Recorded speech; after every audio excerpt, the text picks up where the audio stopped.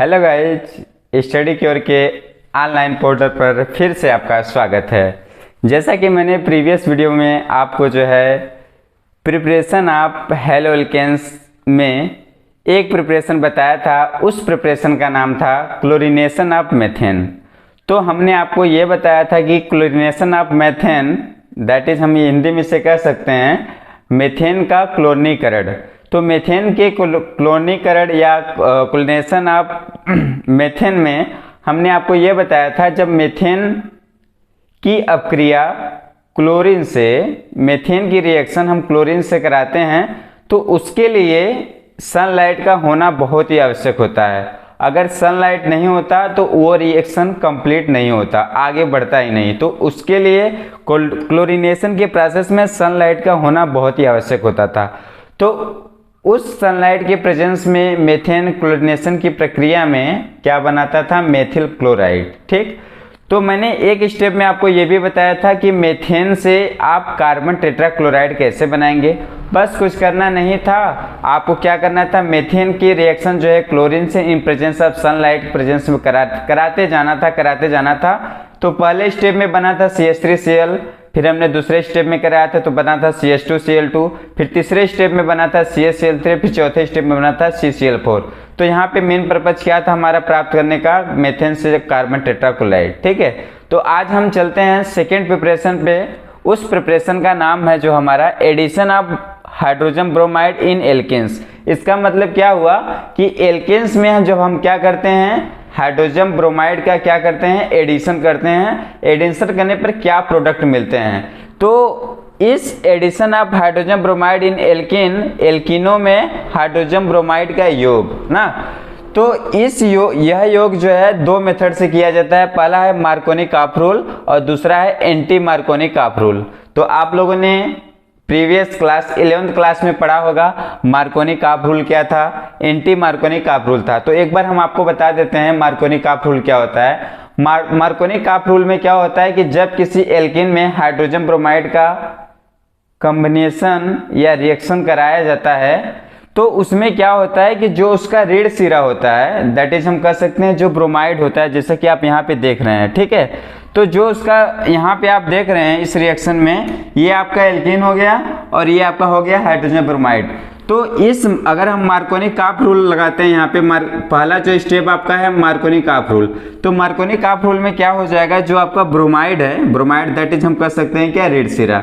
तो ये ऋण सिरा उस कार्बन के हाइड्रोजन के पास जुड़ता है जहां पे हाइड्रोजन की संख्या, जिस कार्बन के पास हाइड्रोजन की संख्या कम होती है। तो यहाँ पे आप देखिए जो है इस कार्बन के पास हाइड्रोजन की संख्या कम है और इसके पास ज्यादा है, इसके पास ज्यादा है।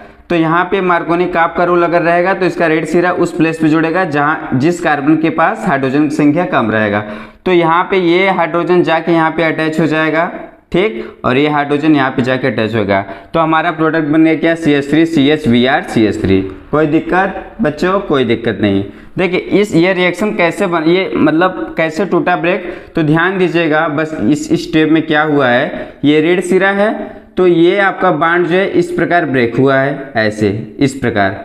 तो जब इस प्रकार बांड आपका ब्रेक हुआ है तो यहाँ पे ऑलरेडी क्या चार्ज आएगा, यहाँ पे माइनस चार्ज आएगा और यहाँ पे आपको क्या आएगा, प्लस चार्ज आएगा। यहाँ पे माइनस प्लस आपको क्लियर। अब चलिए इसकी हम बात करते हैं। तो ये आपका हाइड्रोजन ब्रोमाइड किस प्रकार रहा होगा, इस प्रकार रहा होगा हाइड्रोजन ब्रोमाइड। तो इसको हम ब्रेक करते हैं। जब ब्रेक करेंगे हमेशा ये जानते हैं जिसकी इलेक्ट्रोनेगेटिविटी, जिसे हम हिंदी में बोलते हैं विद्युत ऋणात्मकता, जिसकी विद्युत ऋणात्मकता ज़्यादा होती है उसका वो हमेशा किस चार्ज में होता है, माइनस में। ये माइनस हो गया, ये प्लस हो गया। तो आप ये जानते हैं कि बांड तभी बनता है जब एक प्लस और एक माइनस चार्ज आपस में कॉम्बिनेशन करता है। तो ये माइनस चार्ज यहाँ पे गया, बना लिया क्या, CHBr, और ये प्लस यहाँ पे गया, बना लिया क्या, CH3। तो आपका प्रोडक्ट बन गया क्या, CH3CHBr। तो ये था मार्कोनी-काफ के रूल के अकॉर्डिंग। चलिए अब हम बात करते हैं एंटी मार्कोनी-काफ रूल के अकॉर्डिंग। तो एंटी मार्कोनी-काफ रूल में क्या होता है, इसका जस्ट अपोजिट होता है ना। तो एंटी मार्कोनी-काफ रूल को कई नामों से जानते हैं। पहला तो एंटी मार्कोनी-काफ रूल दूसरा होता है आपका खैरेक्स इफेक्ट और तीसरा होता है पेरोक्साइड इफेक्ट। इसको 3 नाम से जाना जाता है, ठीक है। अब चलिए दूसरे स्टेप में क्या होता है, ये आपका एल्कीन हो गया और ये आपका हाइड्रोजन ब्रोमाइड हो गया। तो इस रूल में क्या होता है, उसका जस्ट अपोजिट हो जाता है। तो आपने देखा यहाँ पे कोई भी कैटलिस्ट नहीं था, कोई भी एंजाइम नहीं था, लेकिन यहाँ पे क्या है, कोई कैटलिस्ट है पेरोक्साइड, उसका नाम है क्या, पेरोक्साइड।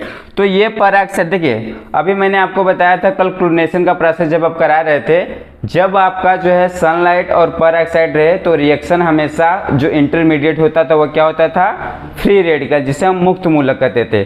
तो वो ये बांड हमेशा किस फॉर्म में ब्रेक होगा, प्लस माइनस में ब्रेक नहीं होगा। ये ध्यान दीजिएगा ऑलरेडी, जब आपका रिएक्शन किसी पेरोक्साइड के इफेक्ट में या किसी फ्री जो है सनलाइट के प्रेजेंस में हो, वो रिएक्शन हमेशा फ्री रेडिकल में होता है ना, तो वो बांड हमेशा जो है हाफ एरो से ब्रेक होगा इस प्रकार।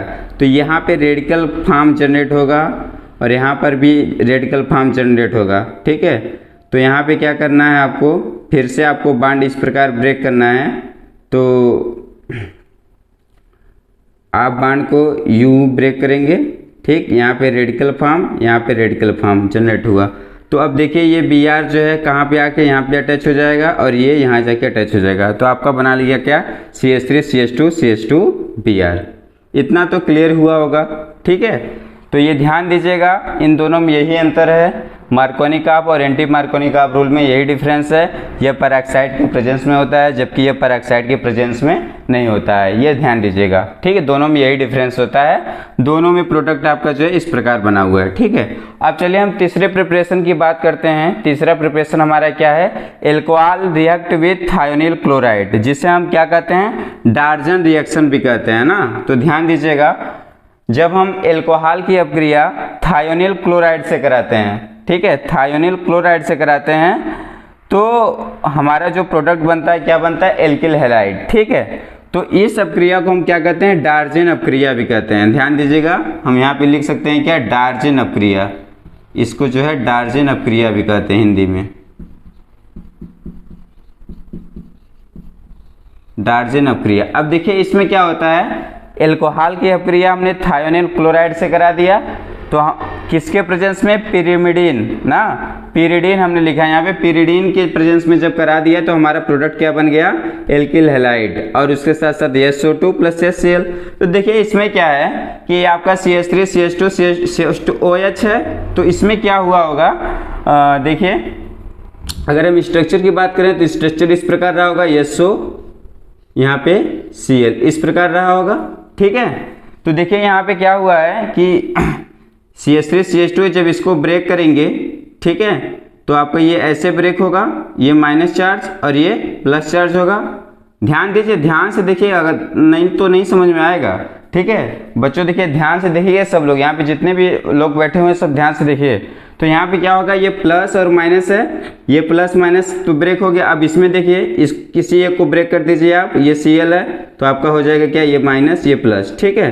तो ध्यान दीजिए, ये ऑलरेडी आपका डार्जन अपक्रिया है, ठीक। अब देखिए ये OH आके यहाँ पे जुड़ जाएगा, ठीक, और आपका निकल जाएगा वो क्लोरीन, ठीक है। तो ये हो गया क्या, OH, और यहाँ पे क्या हो गया आपका Cl हो गया, ठीक है। अब देखिए ध्यान दीजिए, ये OH है, OH है ऑलरेडी, ठीक है। अब इसको आप इस बांड को ऐसे ब्रेक करिए, यहाँ पे माइनस चार्ज जनरेट हुआ, यहाँ पे प्लस चार्ज जनरेट हुआ, ठीक है। चलिए minus charge plus charge generate हो गया, फिर इसको ब्रेक करिए आप, ऐसे ब्रेक होगा, यहाँ पे माइनस चार्ज यहाँ पे प्लस चार्ज, ठीक है। तो ये रिएक्शन क्या हो जाएगा ऑलरेडी, SO और यहीं पे प्लस ये माइनस प्लस मिलके जो बना लेगा क्या, डबल बॉन्ड, ये SO2, आपका यहाँ पे SO2 निकल गया, क्लियर। और उसके साथ साथ हमारा HCl भी निकल गया, एक यहाँ का H और जो Cl ऑलरेडी निकला हुआ था, तो क्या बन गया, HCl। तो CH3 CH2 Cl plus SO2 plus HCl। तो डार्जन अपक्रिया में क्या होता है, यहाँ पे सीधा सीधा आपको ये जानना है, जब हम एथिल अल्कोहल की अपक्रिया थायोनिल क्लोराइड से कराते हैं पिरिडीन की प्रेजेंस में, तो हमारा जो है क्या बन जाता है, इसे बोलेंगे एथिल क्लोराइड, ठीक। ये तीसरा स्टेप। अब हम चौथे स्टेप की बात करते हैं। चौथा स्टेप हमारा क्या है प्रिपरेशन में, बोरोडिन-हुन्स-डिकर अपक्रिया। क्या नाम है इसका? बोरोडिन-हुन्स-डिकर अपक्रिया। तो बोरोडिन-हुन्स-डिकर अपक्रिया में क्या होता है? सिल्वर प्रोपेनेट ना, सिल्वर प्रोपेनेट की अपक्रिया जब हम ब्रोमीन से कराते हैं किसके प्रेजेंस में? कार्बन टेट्राक्लोराइड के प्रेजेंस में। ध्यान दीजिएगा, सिल्वर प्रोपेनेट की रिएक्शन हम ब्रोमीन से कराते हैं किसके प्रेजेंस में? कार्बन टेट्राक्लोराइड के प्रेजेंस में। तो हमारा प्रोडक्ट क्या बन गया? एल्किल हैलाइड बन गया, जिसका नाम है क्या? Ethyl bromide plus CO2 plus AgBr। तो इसमें सीधा सीधा आपको दिख रहा है CH3CH2 हो गया, इसका एक Br इसके साथ जुड़ गया, ये CO2 बाहर निकल गया और AgBr मिलके जो है बना लिया क्या? ये एल्किल हैलाइड। ठीक है, तो ध्यान दीजिएगा, इस बोरोडिन-हुन्स-डिकर अपक्रिया में क्या होता है?